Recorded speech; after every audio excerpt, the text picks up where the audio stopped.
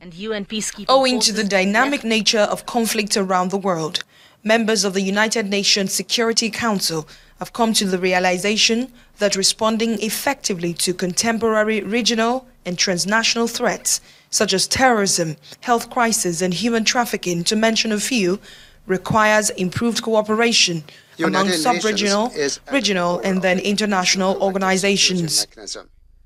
That's why Nigeria, as it presides over the Security Council this month, is bringing up the issue again to the floor, reiterating Chapter 8 of the United Nations Charter, which promotes multilateralism in peace-building and keeping. The United Nations Secretary-General, Mr. Ban Ki-moon, gives us full support of the agenda, even as Nigeria, the representative of African Union, and other countries make a case for a more active and responsible regional organizations around the world. Regional organizations should continue contributing to United Nations peace and security efforts. We count on them for political leverage as well as civilian and military capacities.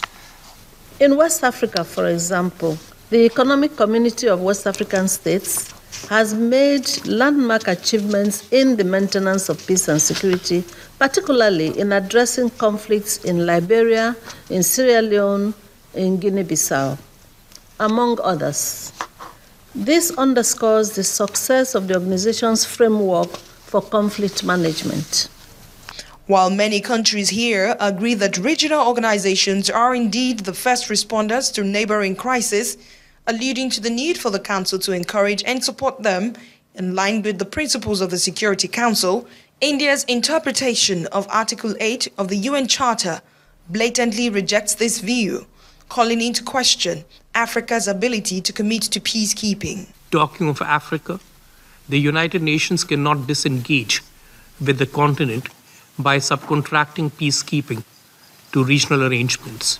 We would need to start worrying if the impartiality of peacekeepers was called into question.